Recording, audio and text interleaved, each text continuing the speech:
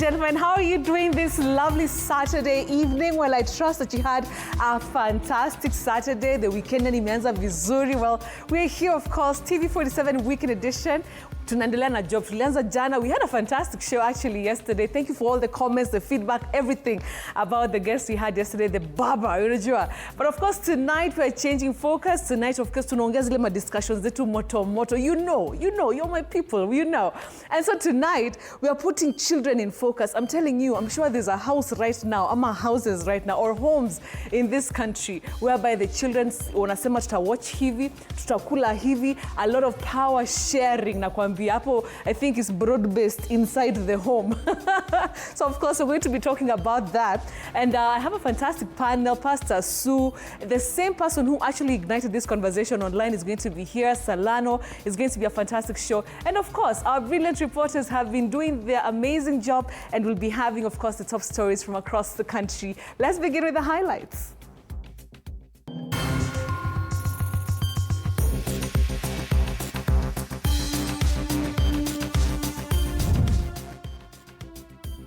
Kakamega County Assembly now demands the release of 2 MCAs who were arrested over the recent Isulu Bushiangala gold mine protests. ODM leaders have hinted at the possibility of working with Wiper Party leader Kalonzo Musyoka in the run-up to the 2027 general election. Section of Congo activists in Nairobi fault the recently signed Rwanda-Congo deal, which they claim the US is trying to find its way to the mineral-rich African nation.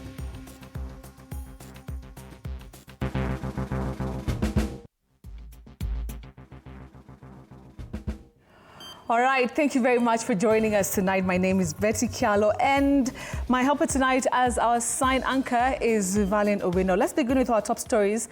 And the tension is still high in Ikolomani, Kakamega County, following the killings of 4 people in the ongoing Isulu Bushiangala gold mine standoff. Now, this as the County Assembly of Kakamega demanded the release of 2 MCAs who were arrested over deadly protests. Well, tonight, Paul Kirobi takes a look at, of course, the 337 acres of gold mine projects. Well, let's take a look at it. An environmental and social impact assessment report indicates that the locals in Isulu Bushiangala had raised concerns over physical and economic displacement. However, among other issues raised being the loss of livelihoods among farmers, potential environmental pollution, influx of job seekers and workers, and community health and safety concerns. The locals who've been protesting the company also raised concerns of inadequate community engagement and lack of transparency, potential community conflict, gender issues and considerations, among other concerns. Protests in the area have claimed lives of 4 people so far in the last 1 week, with journalists among those attacked in the chaos. The proposed project is set to occupy at least 336 acres of land in Isulu and Musoli locations. Shanta Gold Limited, a British-based mining firm, recently announced the discovery of what it describes as one of Kenya's largest gold deposits, valued at an estimated 683 billion shillings. According to an environmental impact assessment report submitted to the National Environment Management Authority (NEMA), the company's Kenya subsidiary has confirmed 1.2 million ounces of gold at the Isulu Bushiangala underground mining site in Kakamega South Sub-County. According to the report, the projected a royalty of revenue of 4 billion shillings, with 1%, which is between 1.3 billion shillings to 1.5 billion shillings, set to go to the host community. Another 1.3 billion shillings to 1.5 billion shillings going to the Mineral Development Levy and other taxes at 1.3 billion shillings. And with an additional benefit of over 1,000 jobs, the report describes this as a direct project benefit.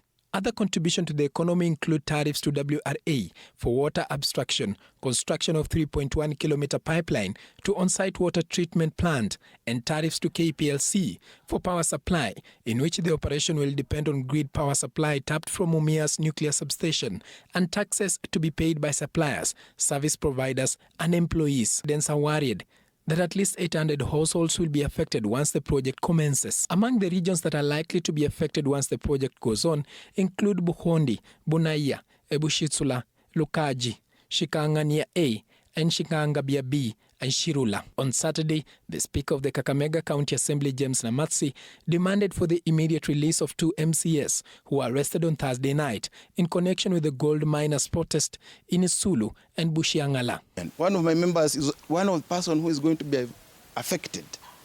That is Honorable Amos Liyai. Several people were injured during the protest. Paul Kirobi, TV47. Now tonight, ODM leaders have hinted at the possibility of working with Wiper Party leader Kalonzo Musyoka in the run-up to the 2027 general election. Now speaking during the burial of Beryl Odinga, sister to the late Raila Odinga, Homa Bay Senator Moses Kajwang revealed that Odinga, before his passing on, issued clear instructions to the Luo Nyanza region not to attack Kalonzo. Now Kalonzo, who used the platform to slump President William Ruto, said he will soon reveal details of his political dalliance with the late opposition leader. Apollo Kamau tells us more.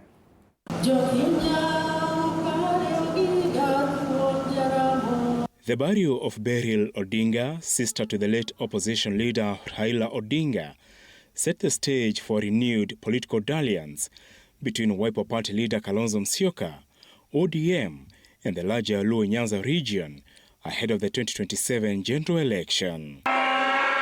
This is after Homa Bay Senator Moses Kajwang revealed that Odinga, before his passing on, left clear instructions to the region not to antagonize Kalonzo, adding that there was a plan between the two leaders, which Kalonzo promised to reveal soon.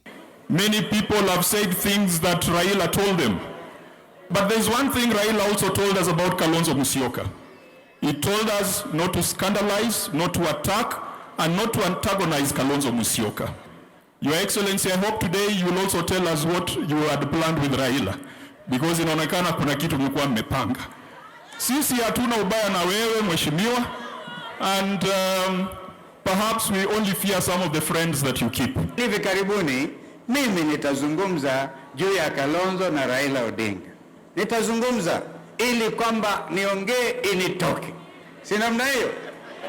Nitaiongea initoke. Kwa sababu mimi sitavumilia nione jamii ambayo imedhulumiwa miaka yote. As united opposition, we are friends of ODM. We are friends of Baba. Ujue ya kwamba kule huko na marafiki wapya. Waswahili wanasema usiache mbachao kwa msala upitao.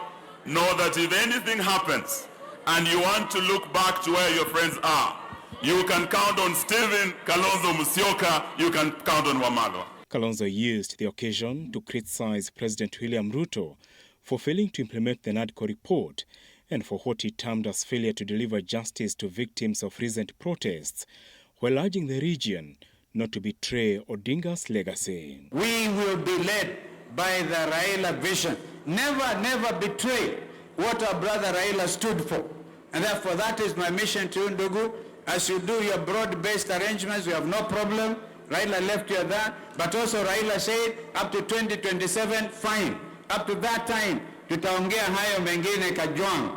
And I will tell you, because 15 years with brother Raila Odinga was not just a joke. Let us stand for what is right. Let us stand for what is right. The party called ODM. I am pleading with you. I am pleading with you that one, let us not be ahead of the people. Let us walk with the people all the time. ODM supremacy battles also played out at the burial. Odinga's wife, Mama Ida Odinga, defended party leader Oburu Oginga from critics, while her daughter Winnie Odinga, in a symbolic gesture, introduced Babu Owino to mourners, with Oburu insisting there is no vacuum in ODM's leadership. The party leader of ODM is Dr. Oburu Odinga.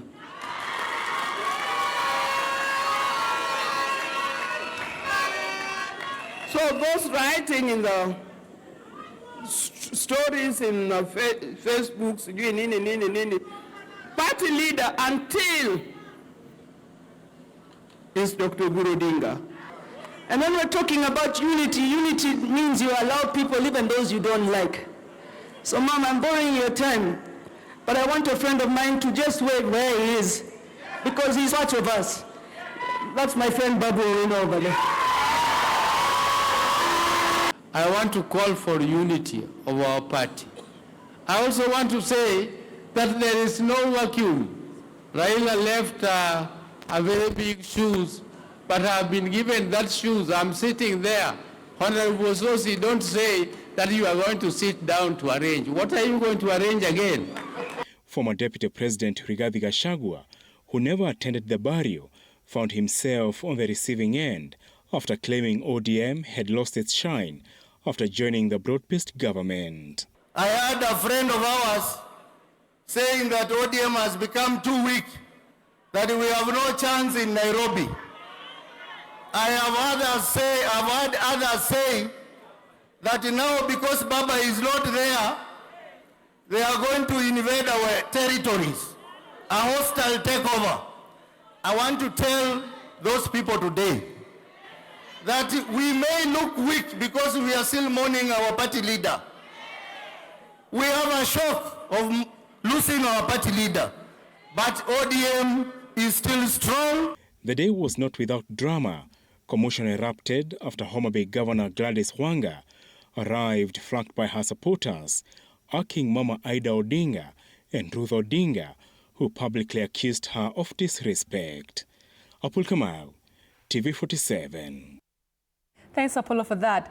Now, international pressure is mounting over a new peace deal signed in Washington between the presidents of the Republic of Congo and Rwanda. Congolese activists in Nairobi have faulted the deal, which they say could threaten Congo's economic sovereignty. And as Susan Locher now reports, their deal could deepen an already existing economic crisis in Congo. Take a look. For more than 30 years, the Democratic Republic of Congo has lived under the shadow of conflict. A war rooted not just in borders, but in minerals, power, and foreign interests. Now, a new Washington brokered memorandum of understanding signed between President Felix Tshisekedi and President Paul Kagame is rewriting regional politics, but not everyone believes it rewrites peace. La situation est restée inchangée. And now the question becomes why to go to Washington, while in DRC, at the ground, nothing is changing. With Congo's vast mineral wealth drawing global competition, the treaty may bear hidden fingerprints from powerful regional alliances to possible French and American influence channeled through Kigali, positioning Rwanda as the neutral broker, while bigger interests watch from behind the curtain, at least according to activists from DRC in Nairobi. L'armée rwandaise du territoire congolais. The first point is that the Rwandan army must leave DRC. Et le deuxième volet, c'est qu'il faut établir un cadre de coopération économique. The second point is that there must be created a framework where economic cooperation is to be carried out. They argue that Donald Trump, seen as the neutral party, could be the beneficiary behind bars, and France's stand is not clear but may have a strategic point of gain in the deal. They insist that true peace cannot be signed on paper, while more than 250 Rwandese armed gangs still operate in Congo. The agreement, prepared under the watch of U.S. President Donald Trump, could leave Congo with no economic gain and even cost the country's control over its own natural wealth. The activities of the FDLR, and FDLR is the military branch of the opposition of the Hutu who opposes the Kagame regime. On Thursday, U.S. President Donald Trump hosted the leaders of the Democratic Republic of Congo and Rwanda, who signed a peace deal aimed at ending the long-running conflict in the region at a summit hosted in Washington. We started a great process.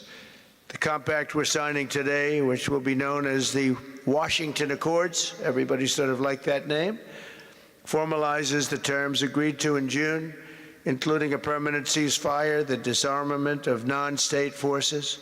While Trump spoke of reconciliation during Thursday's ceremony, Kagame and Tshisekedi did not shake hands and barely exchanged glances. These represent a turning point.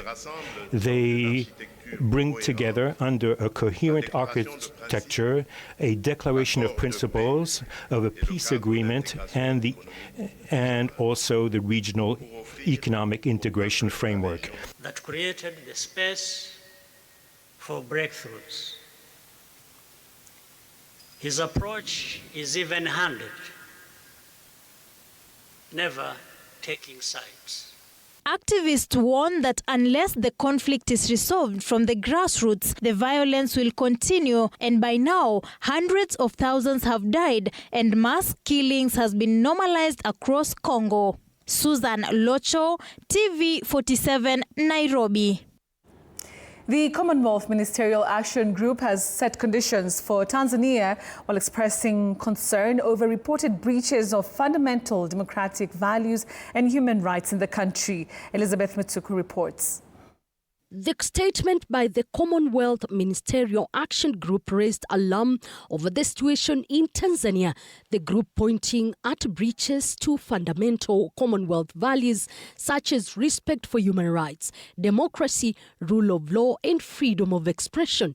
The Commonwealth members expressed deep concern over the reported deteriorating situation post-elections in Tanzania. They now want Tanzania put on formal agenda of the Commonwealth Ministerial Action Group next meeting, which will be held in March 2026 for a decision. The decision of the Ministerial Action will be subject to the fulfillment of, among other conditions, the granting of full and free access to all relevant stakeholders to the Secretary General, lifting of restrictions on freedom of expression and assembly to the civil society group and media. The group also wants Tanzania to implement a transparent legal and administrative process to hold perpetrators of violence and its results accountable and to compensate victims. On Thursday, several countries issued a statement condemning the recent violence.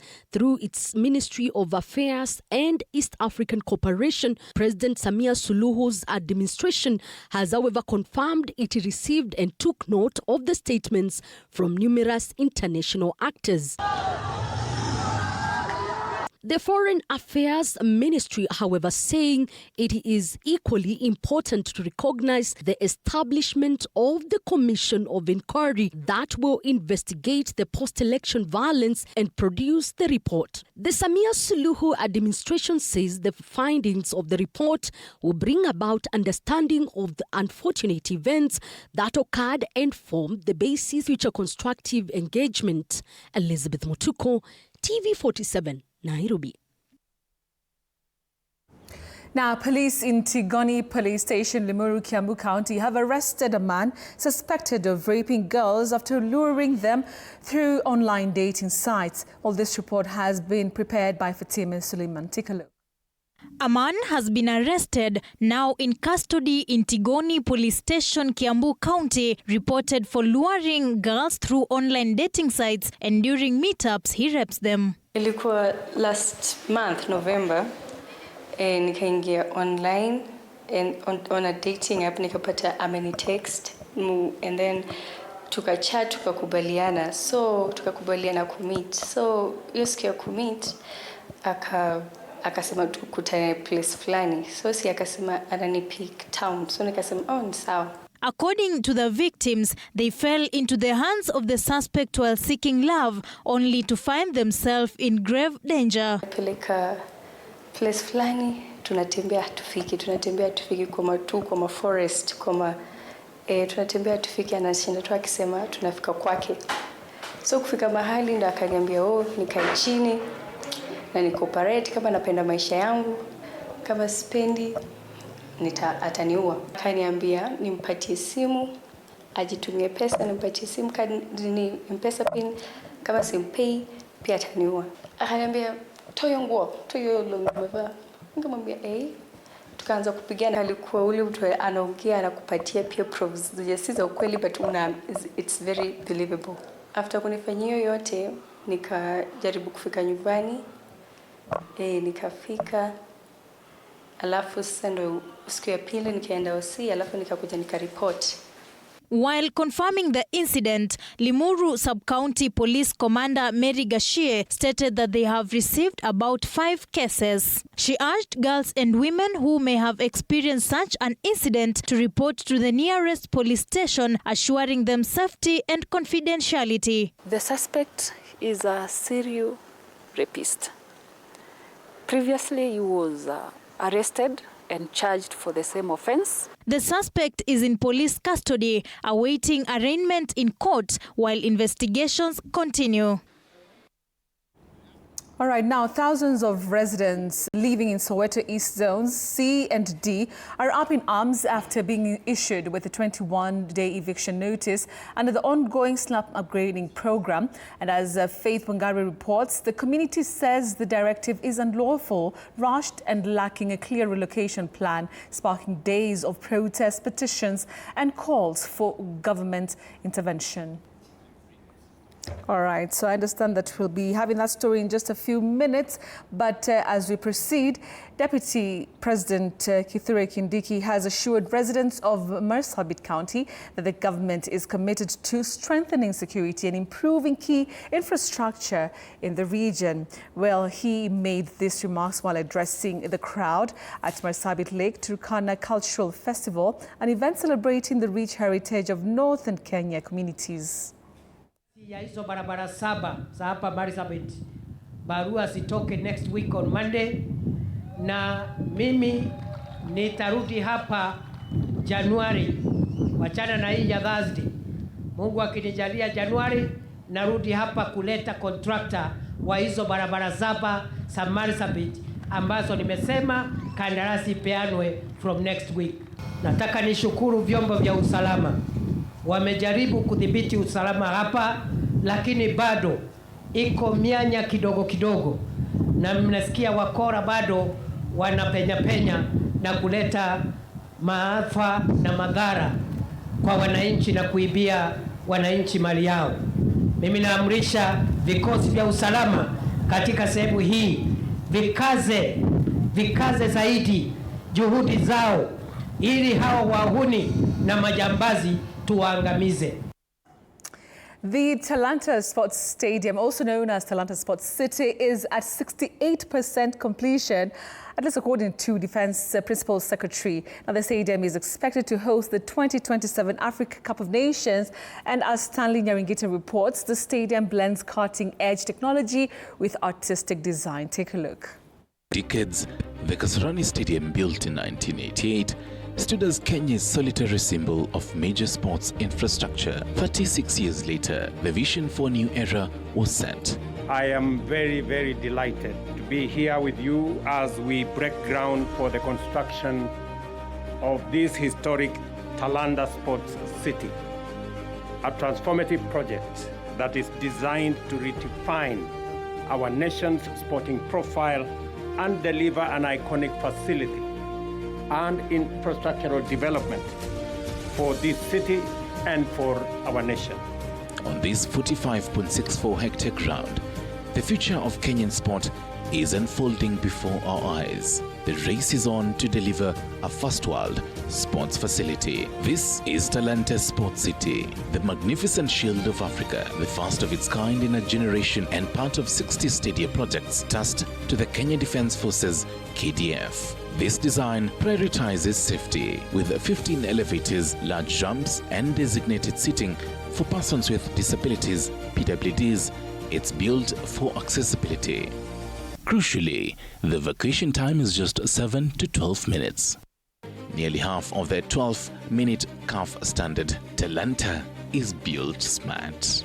An energy-efficient design using a blend of solar-powered lighting, natural light from the sun, and louvered aluminium facades to let in the Nairobi breeze will drastically save on electricity and air conditioning costs, defining world-class sustainability and environmental consciousness. The fun experience is redefined. The first phase includes 3 massive plazas, north, south, east, for assembly, linked by a manicured boulevard and a stunning walk-through dancing fountain. This is a massive job creator and a knowledge hub. While over 3,000 youth were employed initially, the project currently sustains around 1,500 specialists, offering internships and certification in new skills. At 68% completion, the magnificent shield is taking its place. It is a 44.7 billion Kenyan shillings vote of confidence in Kenya's sporting future, defining our AFCON hosting capability. The foundation for African glory is set. Talanta Sports City is along Ngong Road, just immediately after the turnoff to the Jamhuri Showground.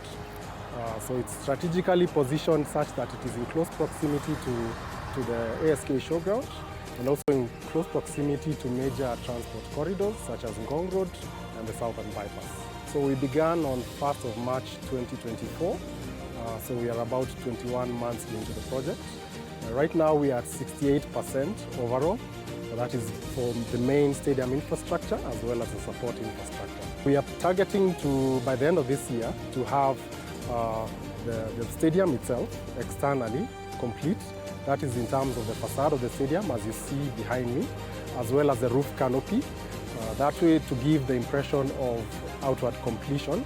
However, to operationalize and be able to use the facility, we will complete that by 1st of March 2026 in the coming year. That will be 24 months from when we started. That was 1st of March last year.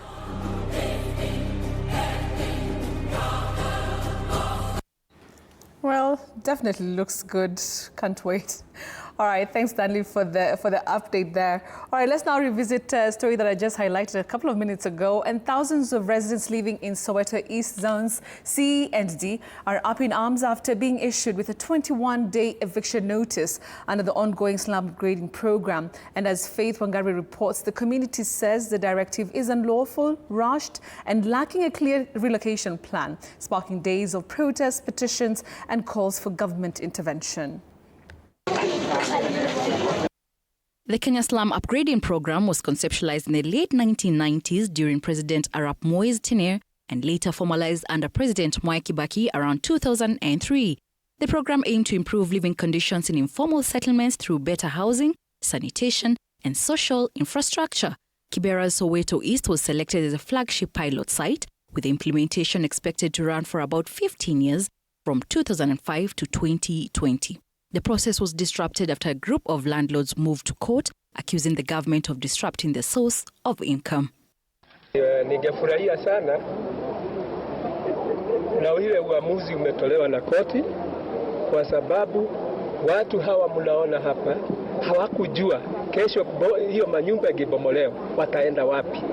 Fast forward to the present. In a letter dated on the 4th December 2025, more than 15,000 residents of Soweto Zone C and D, who were served with a 21-day eviction notice, have now taken to the streets demanding negotiations with the government. According to the residents, at least 56 of them currently lack the crucial beneficiary cards that guarantee return of bona fide occupants. They claim the verification process has been marred by corruption, unlawfulness, and hurried implementation without genuine public participation, contrary to the legal requirements for large-scale resettlement, leaving many feeling powerless. Tunapata 21 days na tujongelea pesa. So we don't know ile pesa tutapatiwa. So in fact hata rumors are, because rumors zinaweza tembea kwa kijiji, tunaweza pata even as low as 20,000. So basically hata ukipiga hesabu hiyo 20,000 hakuna vile huu landlord atakuwa atabomoa mabati yake apeleke rengine na 20,000. So hiyo ni fee umenipatia kwenda mali naenda. They argue that the short notice violates both the Kenya Land Act and the National Eviction Guidelines, which require adequate consultation, transparency, and reasonable timelines. The community adds that the notice lacks clear relocation and construction schedules, as well as the facilitation details, leaving families uncertain about where they will go and how long the displacement will take.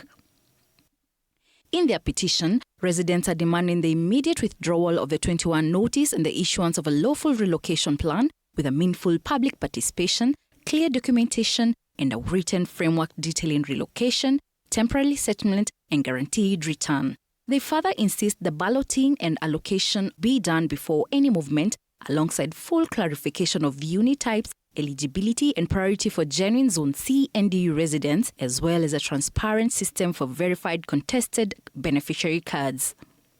None of these people that are here in this community had requested, one, to move out of where they are.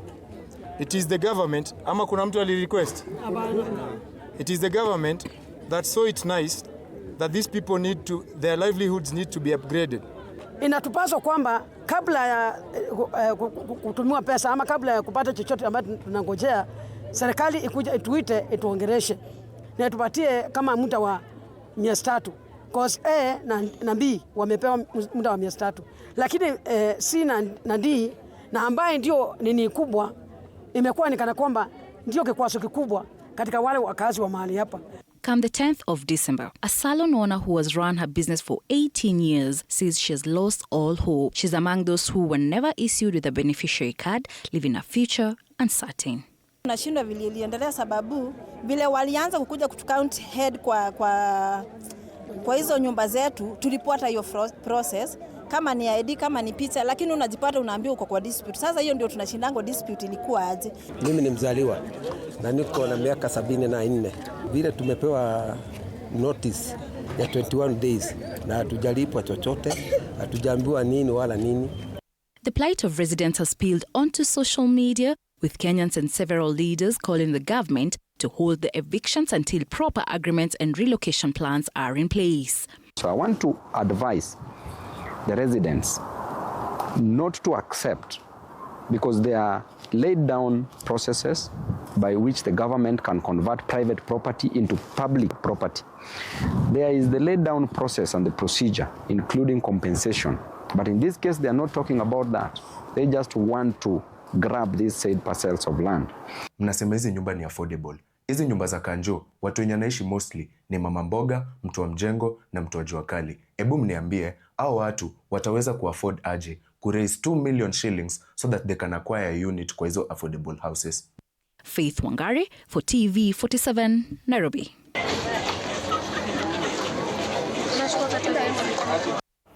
All right, so you know what? We want to take a short commercial break, but we are coming back, of course, with some sporting action. And up ahead, that's very interesting discussion really about power play in between parents and children. It's a conversation that one of our guests actually started, online. And I thought, this is very interesting. We have a fantastic panel. And of course, yourself at home, I can see already people saying you're tuning in. We appreciate you guys. Don't go away. We'll be right back.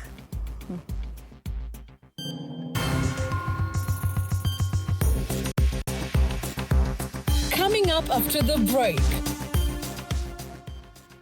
Say what? Parents or kids?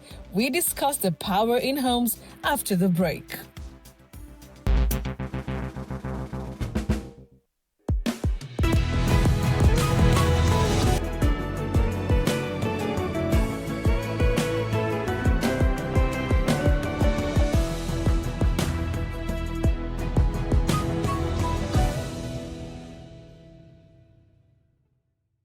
No more excuses. It's time to rise, grind, and own your mornings. Join Coach Shadrach Ouma every Monday to Friday from 5:30 to 6 a.m. only on TV47. Full body workouts, zero equipment, maximum results. Start strong, stay strong. TV47 Fitness with Coach Shadrach only on TV47.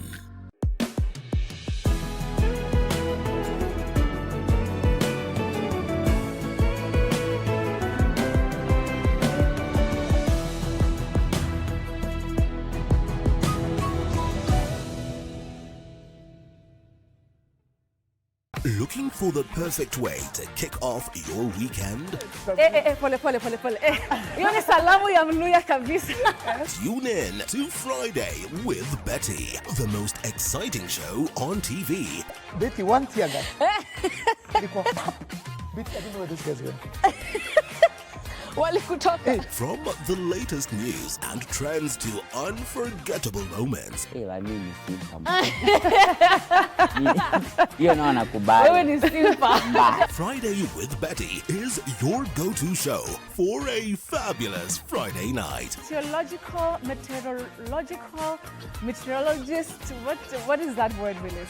Tune in this and every Friday at 9 p.m. and let's make your Fridays unforgettable. Only on TV47.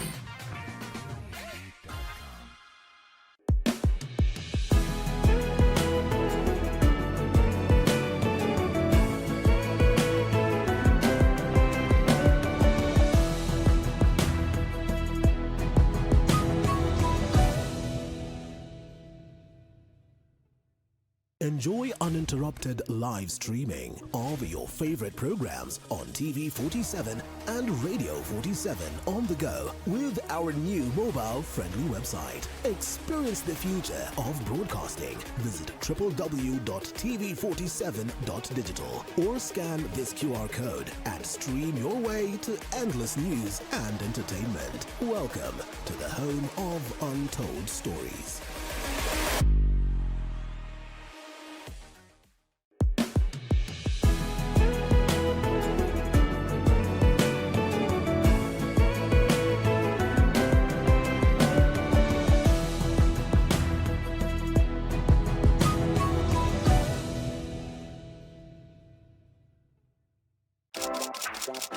This is Kenya's #1 talk show, Dr. Fureke tonight. My name is the Eagle himself. Dr. Fureke is my name. We are flipping the script, but guess what? Or should I say, guess who is taking over tonight's show? Anyway, furahia umekaa na kasukuma. CP unit ni Punet. So you guys knew about Piga. Sawa basi. Sema, Talanta ungeve the whole time. I don't want to go back to brokenness. Never. I just love the high life. Siwezi taka kuimagine ati nimesota. You'll have to watch to find out. Tune in every Wednesday from 7:30 p.m.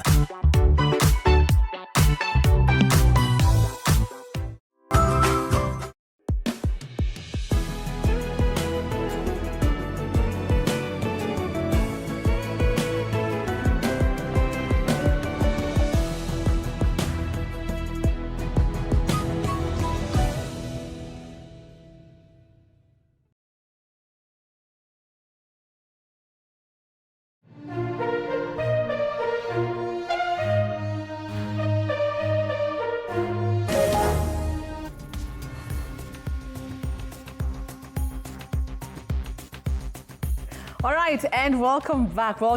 Now, the 98th edition of the Music and Cultural Festivals has entered day 7 today at Moi Girls High School in Eldoret, with winners from various categories being awarded. Now, President William Ruto is expected to officially close the event on Monday.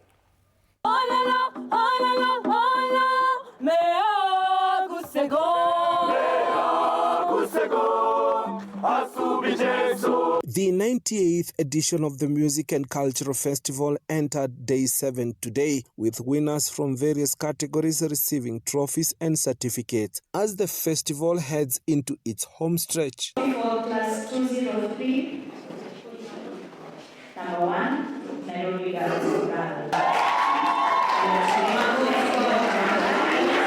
Class 107, in the first place we have with 93, Lydia Naku. The adjudicators also took time to explain the criteria they used in selecting the winners across various categories.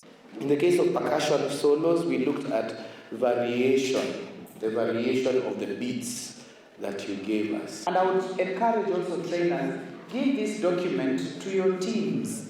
Wacha waelewe. So that mtu ajue anakuja kupresent nini.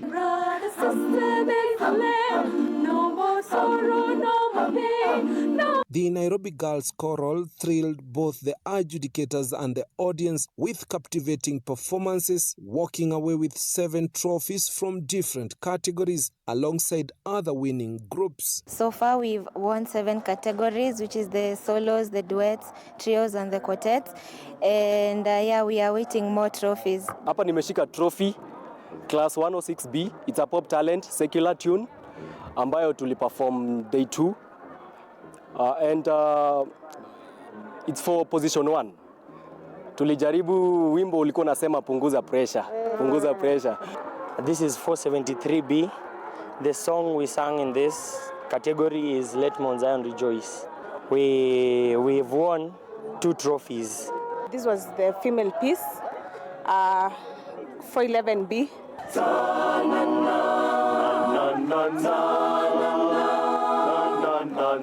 More choirs continued to arrive, including one from Mount Kenya University, as they prepared to take to the stage and showcase their talents.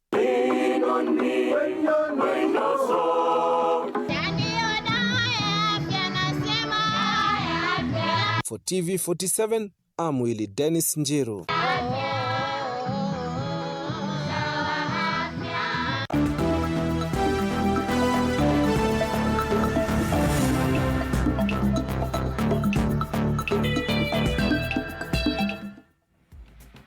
All right, let's now take a look at some sporting action. And with just 4 days remaining to the kickoff of the 2025 Africa Youth Games, Team Kenya is sharpening its final preparations with renewed focus and rising confidence.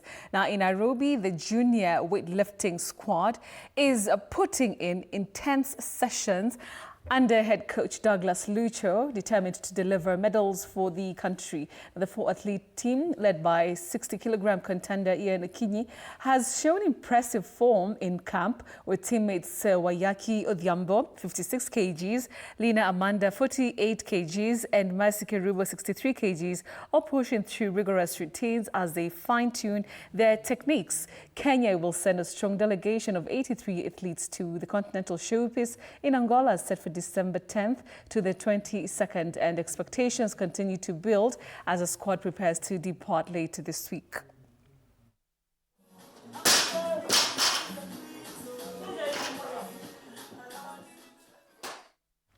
Now, the great Chepsaita cross-country lived up to its growing reputation on earlier today as Matthew Chepkoech and Dorcas Ndiema powered to impressive victories in the 3rd edition of the World Athletics Gold Level event. Now, the Chepkoech showcasing stunning form on the rugged Chepsaita terrain, edged a fierce 3-man sprint to clinch the men's 10-kilometer title in 31 minutes and 49 seconds, while Ndiema stamped her dominance in the women's race. The highly charged competition also saw rising stars Kelvin Karianket and Joanne Chepkurui command the under-20 categories, reaffirming Chepsaita's status as a breeding ground for future champions. Milima. Sasa nimejua makosa yangu. I think kocha hata amejua juu alikuwa hapa. Nimekimbia lakini nilikuwa position 17. Lakini sasa namshukuru Mungu. Today, during the competition of the Great Chepsaita Koli Level Cross Country, this is the 3rd edition of this competition, which is a world level event. We are really excited about what is happening. It has grown from when we started 3 years ago, and the fact that it is recognized internationally is making us really proud for what we are doing.